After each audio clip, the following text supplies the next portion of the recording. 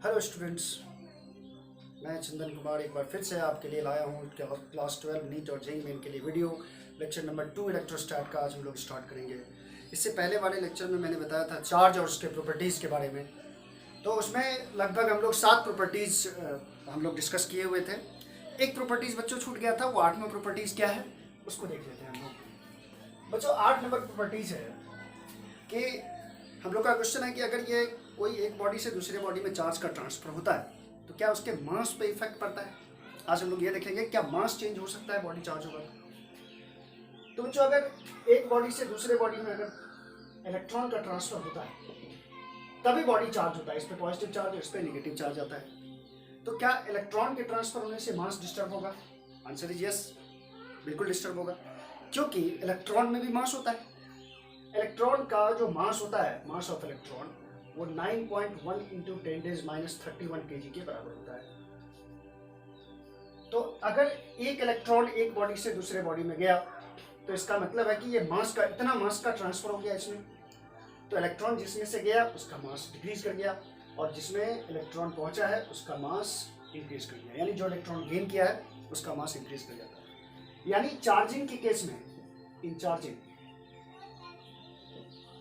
Mass of a body is altered माने होता है चेंज। इसमें चेंज में क्या आएगा? तो मे इंक्रीज और डिक्रीज,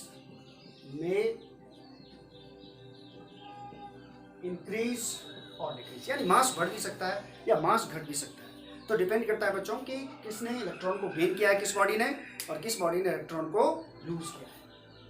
इस पर डिपेंड करता है कि बॉडी का मास पर क्या इफेक्ट पड़ेगा। अब हम लोग बच्चों जानेंगे कि चार्जिंग का मेथड क्या होता है, मेथड ऑफ चार्जिंग क्या है।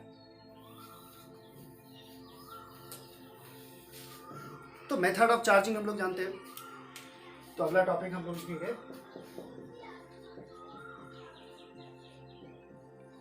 Method of charging.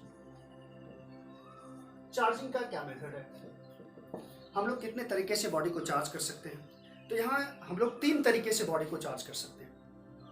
सबसे पहला तरीका जो है मेथड ऑफ चार्जिंग का, वो फ्रिक्शन, बाय फ्रिक्शन। हम लोग फ्रिक्शन से बॉडी को चार्ज कर सकते हैं।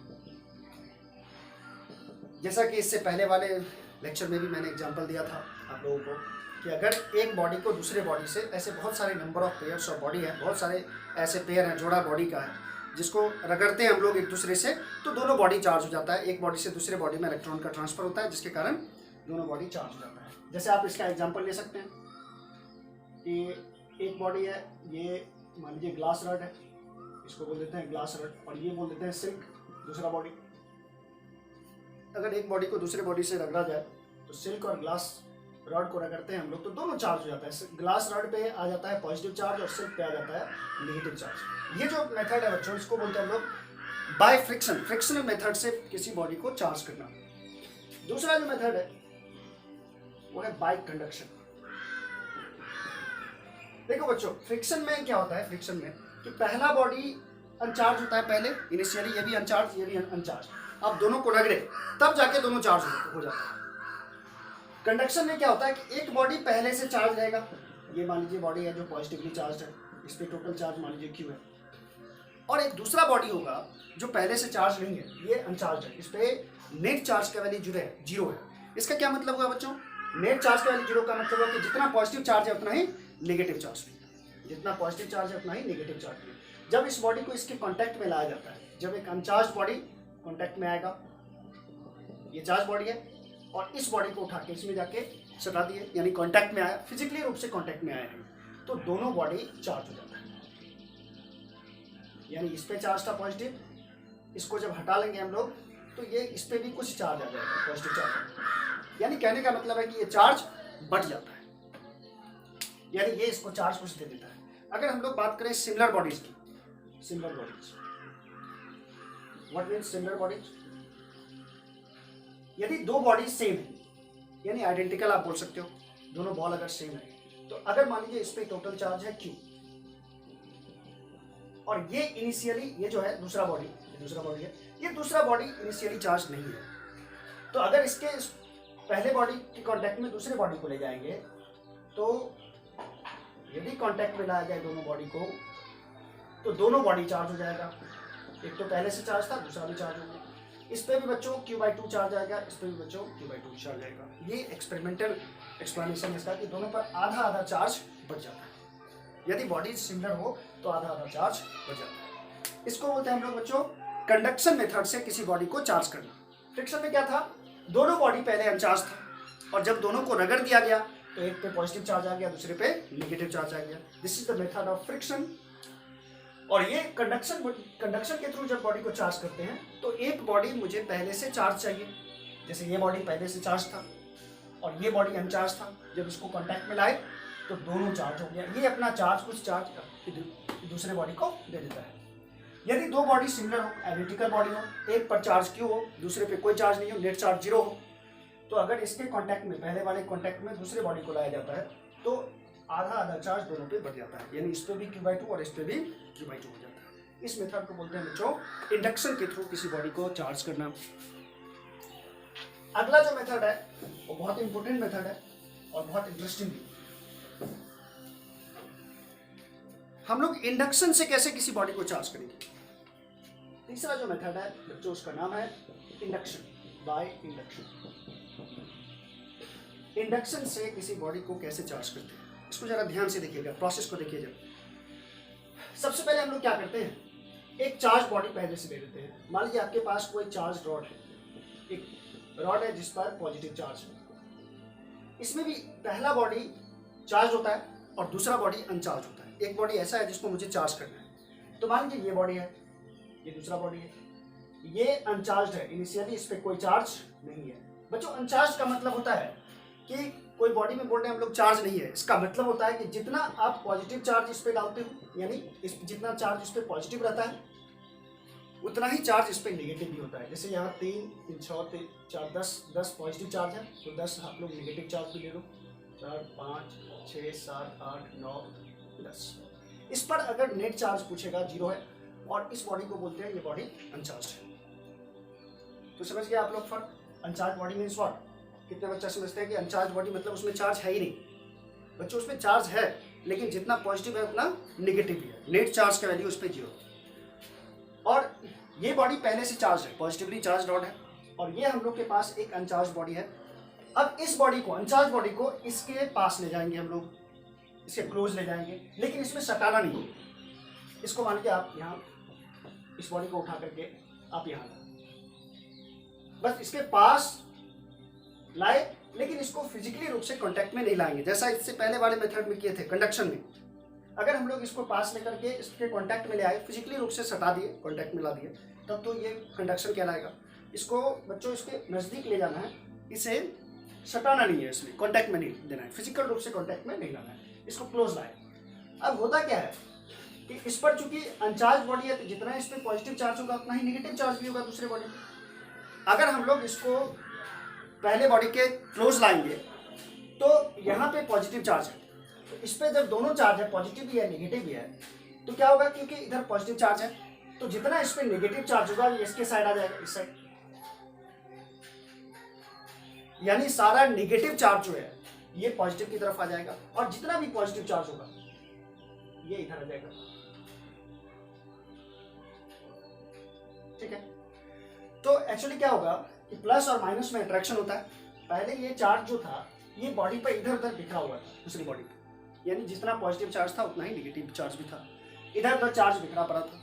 लेकिन जब हम लोग इसको पॉजिटिवली चार्ज रॉड के पास लाए तो जितना भी नेगेटिव चार्ज था इस दूसरे बॉडी पे वो पहले वाले बॉडी की तरफ अट्रैक्ट होता है, इसीलिए ये इस सरफेस के इस साइड आ जाएगा, और जितना भी पॉजिटिव चार्ज होगा ये सरफेस के पीछे आ जाएगा।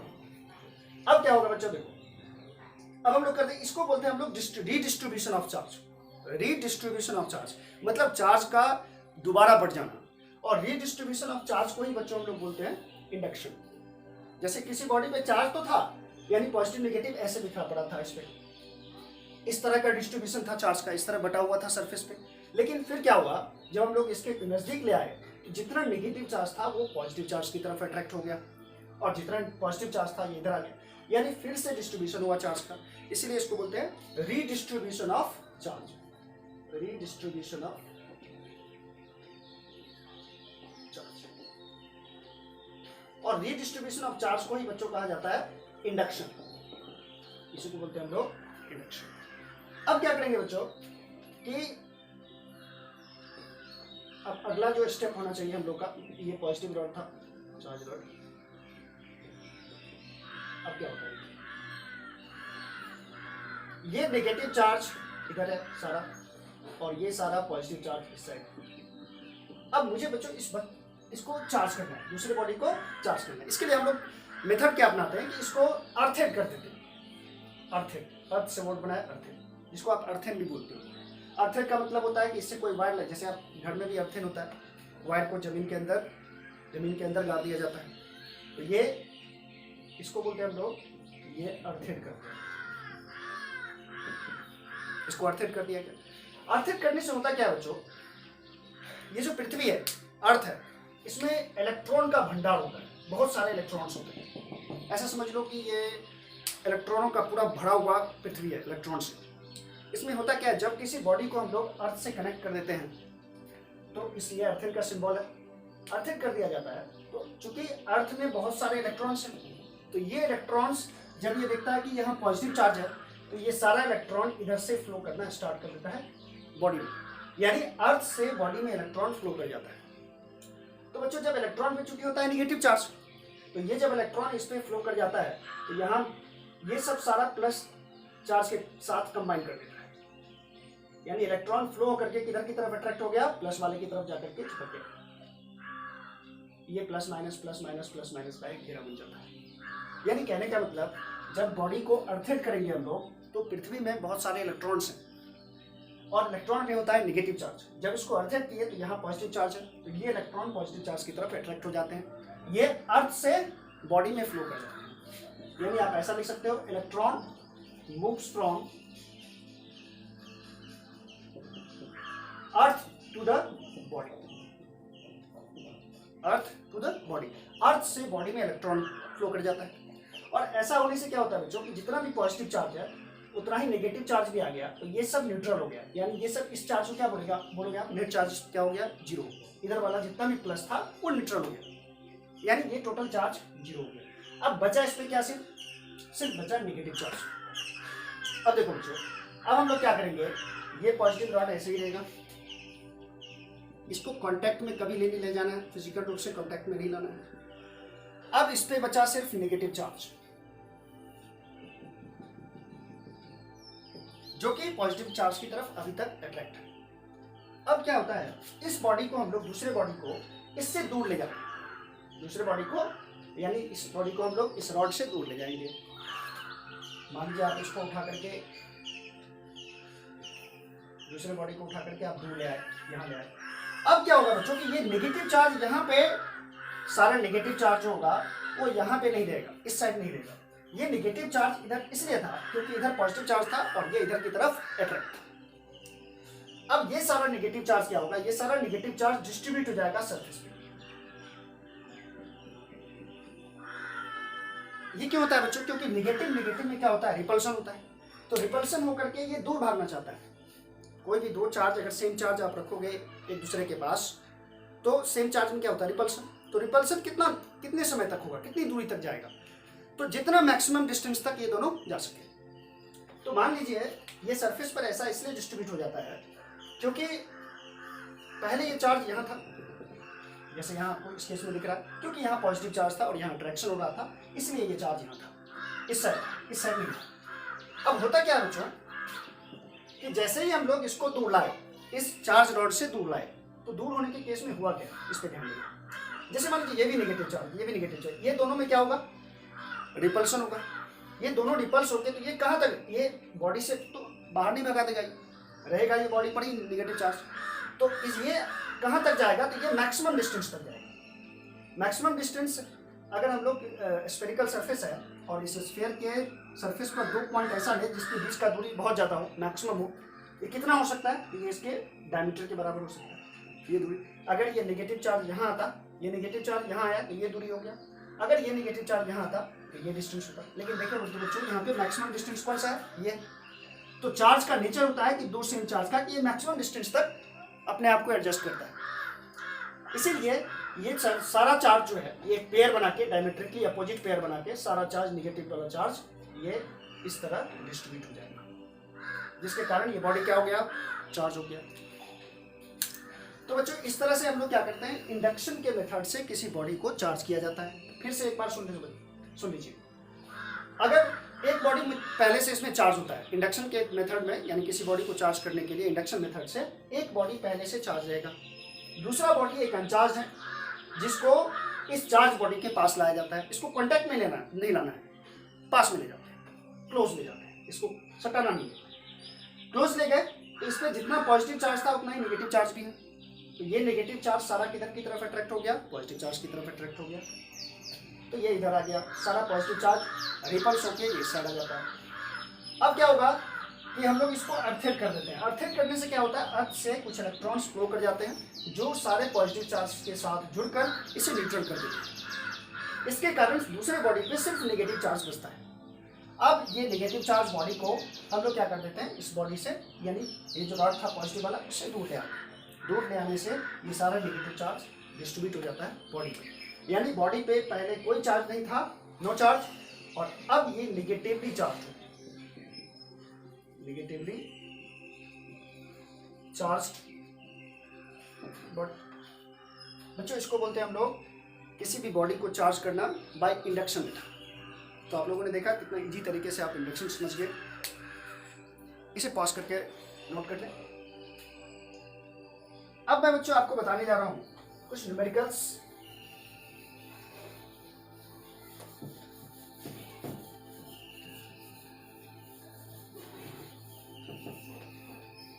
बादल जो चार्ज होता है, दो बादल का टुकड़ा जो चार्ज होगा वो फ्रिक्शन के थ्रू चार्ज होता है, बाय फ्रिक्शन। चलो सबसे एक इजी एग्जांपल, अगर आपसे पूछ दिया जाए कि एक कूलम चार्ज में कितने नंबर ऑफ इलेक्ट्रॉन्स होते हैं, अगर ये क्वेश्चन है 1 कूलम इज इक्वल टू कितना इलेक्ट्रॉन्स, कितना इलेक्ट्रॉन मिल करके एक कूलम बनाएगा। तो बच्चों इसको जानने के लिए हम लोग क्या करते हैं, एक फॉर्मूला हम लोग को याद होगा, क्वांटाइजेशन ऑफ चार्ज में हम लोग पढ़े होते हैं, Q इक्वल टू N। ये फॉर्मूला था, Q यहाँ पे चार्ज है, N नंबर ऑफ इलेक्ट्रॉन्स और E यहाँ पे इलेक्ट्रॉनिक चार्ज है। इस फॉर्मूला का यूज करके हम लोग वैल्यू निकाल सकते हैं कि एक कूलम में कितना नंबर ऑफ इलेक्ट्रॉन्स होंगे। तो बच्चों ये एक कूलम क्या है, चार्ज है, तो ये Q के बदले 1 डाल देंगे। नंबर ऑफ इलेक्ट्रॉन्स हम लोग को पूछा जा रहा है कितना नंबर ऑफ इलेक्ट्रॉन्स मिल करके एक कूलम चार्ज बनाएगा, N पूछ रहा है, और इलेक्ट्रॉनिक चार्ज का वैल्यू होता है 1.6 इंटू 10⁻⁹। यहाँ से आप N का वैल्यू निकाल सकते हैं। N बराबर क्या हो जाएगा, 1/1.6 इंटू 10⁻⁹। और अगर आप इसको सॉल्व करोगे तो ये वैल्यू आता है 6.25 इंटू 10⁻18 इलेक्ट्रॉन्स। यानी एक कूलम चार्ज में कितने नंबर ऑफ इलेक्ट्रॉन्स होते हैं, 6.25 इंटू 10⁻18 इलेक्ट्रॉन्स होते हैं। दैट इज इसका आंसर हो जाएगा 6.25 इंटू 10⁻18 इलेक्ट्रॉन्स। यानी बच्चों एक कूलम चार्ज में 6.25 इंटू 10⁻18 इलेक्ट्रॉन्स होते हैं। ये एक बहुत ही साधारण एग्जाम्पल था। एक एग्जाम्पल आपको इससे पहले वाले लेक्चर में भी बताए हुए थे। अब हम लोग को ये जानना है कि प्रैक्टिकल यूनिट हम लोग चार्ज का कौन सा यूज करें, क्या कूलम यूज करना सही होगा। तो बच्चों मैं बता दूं कि कूलम बहुत बड़ा यूनिट ऑफ चार्ज, कूलम जो है एक बहुत बड़ा यूनिट ऑफ चार्ज है। इसको एक एग्जाम्पल के थ्रू समझा जा सकता है। तो इसको जानने के लिए हम लोग कि कूलम कितना बड़ा यूनिट ऑफ चार्ज है, coulomb is very big unit of charge, very big unit of charge. Coulomb बहुत बड़ा यूनिट है चार्ज का। आइए हम लोग जानते हैं कैसे। देखिए एक क्वेश्चन है कि अगर एक बॉडी से दूसरे बॉडी में 10 का पावर 9 इलेक्ट्रॉन, कितना इलेक्ट्रॉन बच्चों, 10⁻9 इलेक्ट्रॉन्स।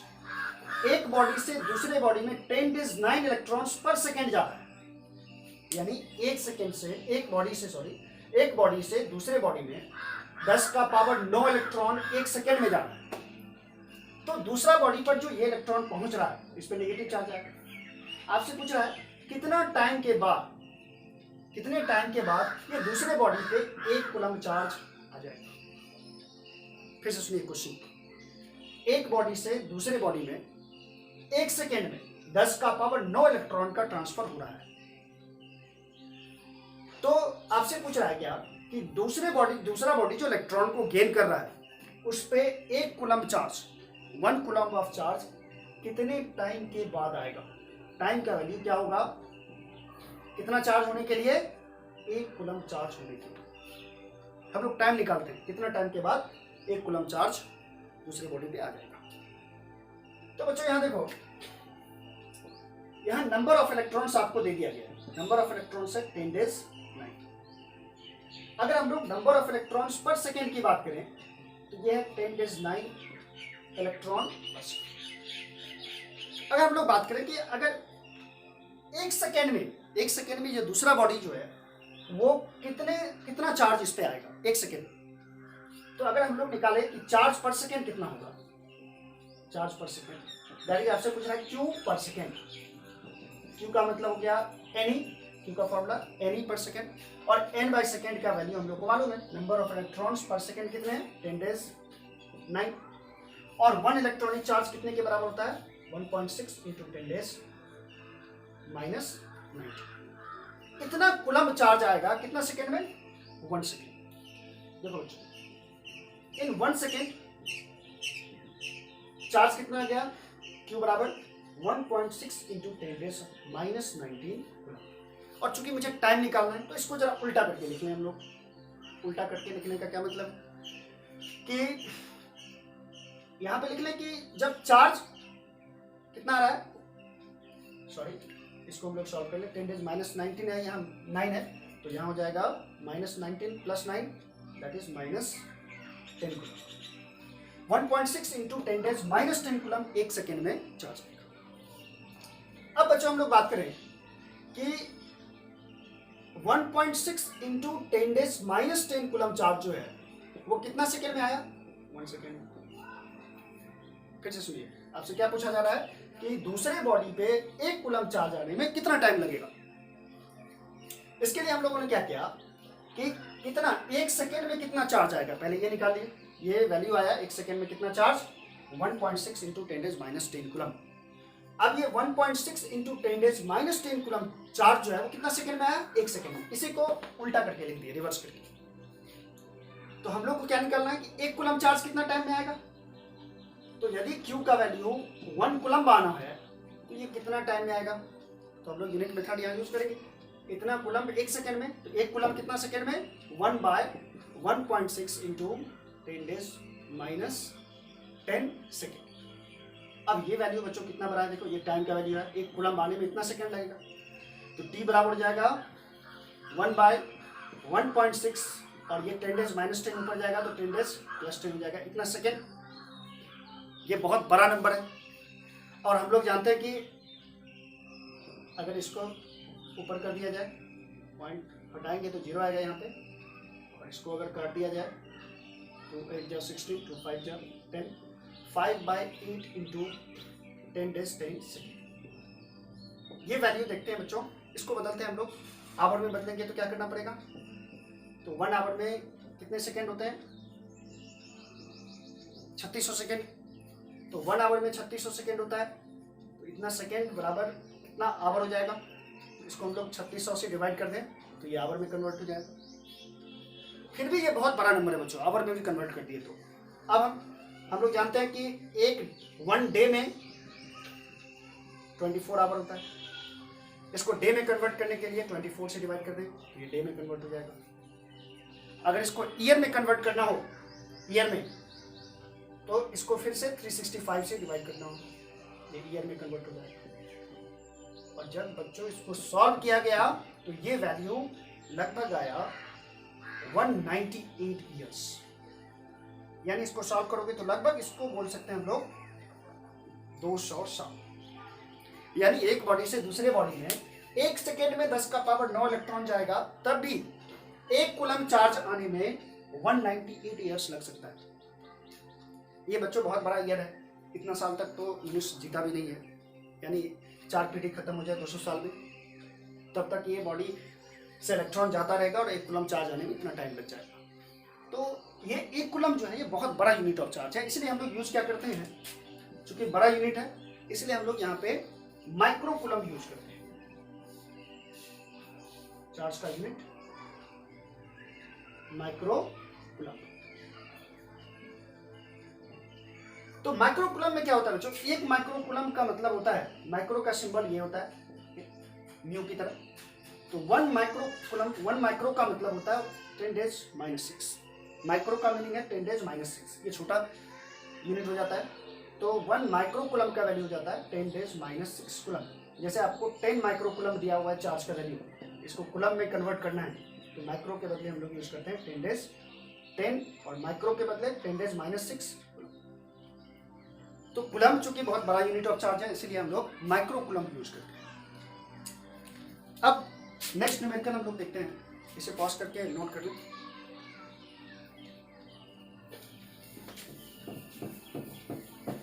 एक न्यूमेरिकल जो मोल कॉन्सेप्ट से रिलेटेड है, हो सकता है आप लोग सॉल्व भी किए हो केमिस्ट्री में।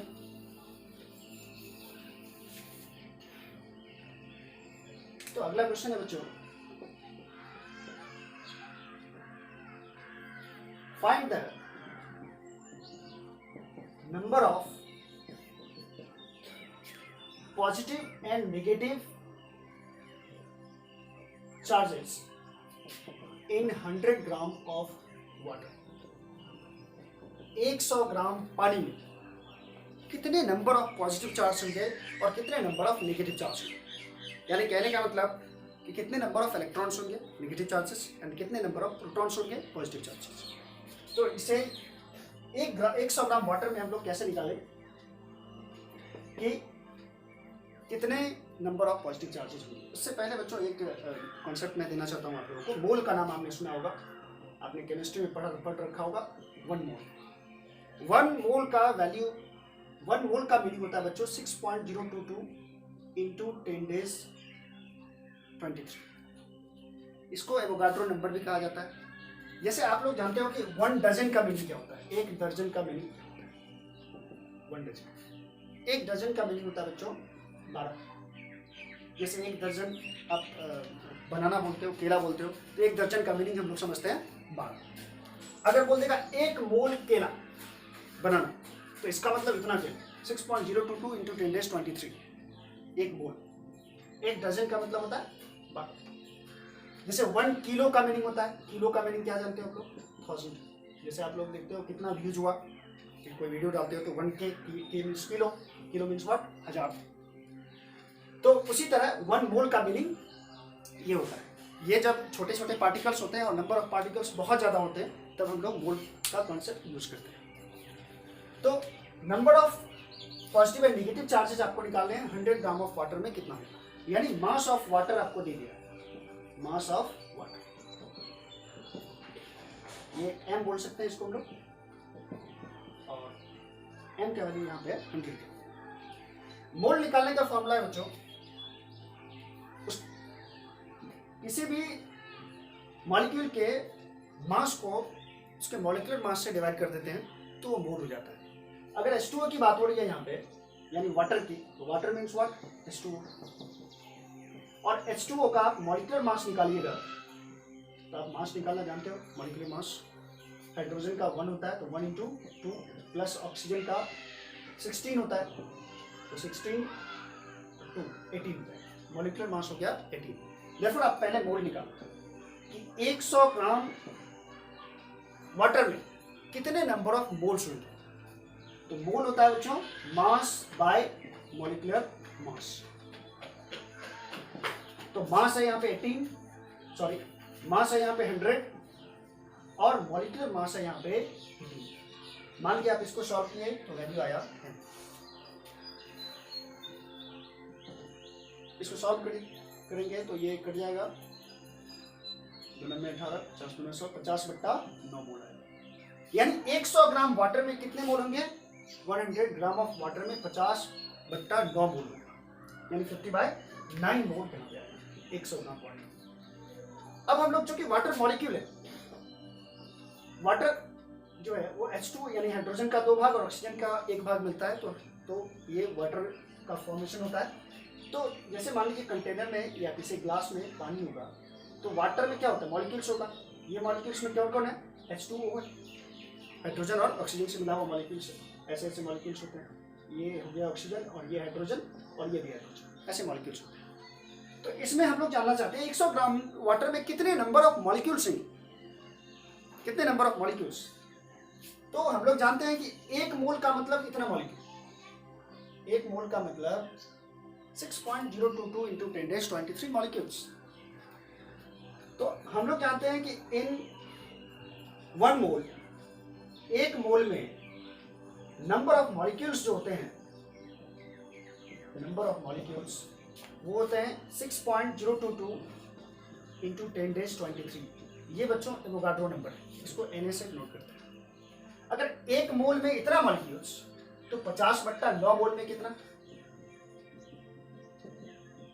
नंबर ऑफ मॉलिक्यूल्स होंगे, निकाल सकते हैं हम लोग। क्या करेंगे, इस एवोगाड्रो नंबर को यानी इसको हम लोग किससे मल्टीप्लाई कर दें, 50/9 से। तो 50/9 को आप मल्टीप्लाई कर लो किससे, एवोगाड्रो नंबर से, यानी इस इतना मॉलिक्यूल्स होंगे। कितना वाटर में, 100 ग्राम ऑफ वाटर में इतना मॉलिक्यूल्स होंगे। अब हम लोग जानना चाहते हैं कि वाटर के एक मॉलिक्यूल में कितने नंबर ऑफ इलेक्ट्रॉन्स होंगे और कितने नंबर ऑफ प्रोटॉन्स होंगे। तो देखो बच्चों, ये वाटर के एक मॉलिक्यूल में 2 हाइड्रोजन और 1 ऑक्सीजन है। हाइड्रोजन के पास 1 इलेक्ट्रॉन होता है, और चूंकि 2 हाइड्रोजन एटम है, इसीलिए यहाँ पे 2 इलेक्ट्रॉन होंगे, प्लस ऑक्सीजन के पास होता है 8 इलेक्ट्रॉन, दोनों मिलके कितना हो गया, 10 इलेक्ट्रॉन। यानी वाटर के एक मॉलिक्यूल में कितने इलेक्ट्रॉन, 10 इलेक्ट्रॉन, यानी 10 नेगेटिव चार्ज, तो 10 पॉजिटिव चार्ज भी होंगे। चार्ज वाटर तो हम लोग पीते नहीं। तो यहाँ पे ये देखो बच्चों, इतना मॉलिक्यूल्स है। अब हम लोग जान गए कि एक मॉलिक्यूल, वाटर के एक मॉलिक्यूल में 10 इलेक्ट्रॉन है, तो इतने मॉलिक्यूल में कितने इलेक्ट्रॉन होंगे, इसको हम लोग 10 से मल्टीप्लाई कर दें। तो इन 1 मॉलिक्यूल ऑफ वाटर,